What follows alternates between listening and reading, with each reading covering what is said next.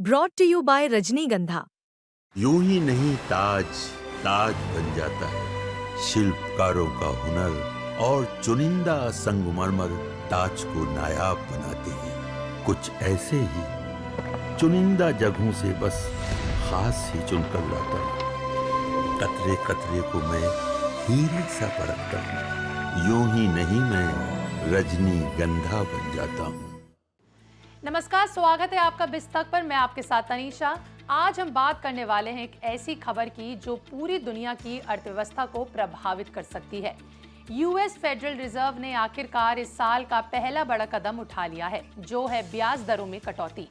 Fade ने साल 2025 में पहली बार ब्याज दरों में कटौती कर दी है, जिसका असर भारत सहित कई देशों पर पड़ेगा। अब सवाल ये है कि क्या ये फैसला अमेरिका और दुनिया की दूसरी इकोनॉमी पर भी पड़ेगा और आने वाले वक्त में क्या रेट और कट होंगे। चलिए जानते हैं विस्तार से।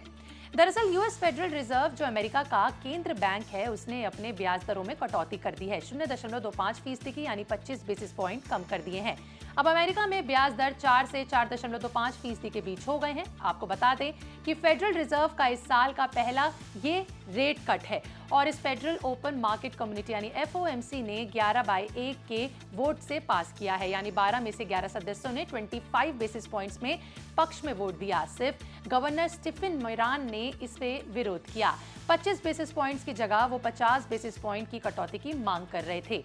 ये दिलचस्प है क्योंकि मोरान इस हफ्ते FOMC में शामिल हुए, हालांकि उनकी बात नहीं मानी गई। बाकी सभी गवर्नर जैसे मिशेल बोमैन और क्रिस्टोफर वॉलर ने 25 बेसिस पॉइंट कट के पक्ष में वोट किया।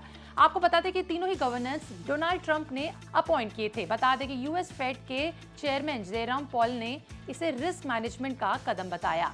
उनका कहना है कि अमेरिका में जॉब ग्रोथ धीमी हो रही है, बेरोजगारी बढ़ रही है और इन्फ्लेशन यानी महंगाई अभी भी उनके 2% के लक्ष्य से ऊपर है। लेकिन फेड का टारगेट 2% तक महंगाई को कम करना है। अब सवाल ये है कि अमेरिका का ये कदम भारत पर क्या असर करने वाला है। तो सबसे पहले बात करते हैं शेयर मार्केट के पॉइंट ऑफ व्यू से। यूएस में ब्याज दरें कम होने की वजह से निवेशकों को बॉन्ड्स में कम रिटर्न मिलेगा।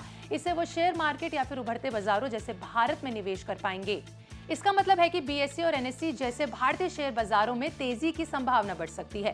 दूसरे असर की बात करते हैं कि सोना चांदी पर क्या हो सकता है। ब्याज दरें कम होने से सोने की कीमतों में उछाल आ सकती है, क्योंकि कम ब्याज दरों में लोग सोने को सुरक्षित निवेश मानते हैं। अगर आप गोल्ड में निवेश करते हैं तो ये आपके लिए अच्छी खबर हो सकती है।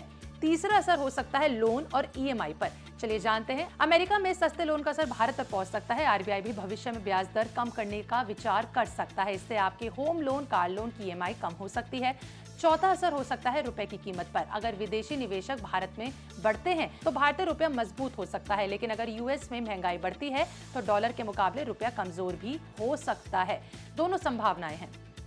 देखिए, यूएस फेड ने अपनी डॉट पॉइंट रिपोर्ट में कहा कि साल 2025 के अंत तक 2 और रेट कट हो सकते हैं, यानी ब्याज दर और कम होने की संभावना भी है।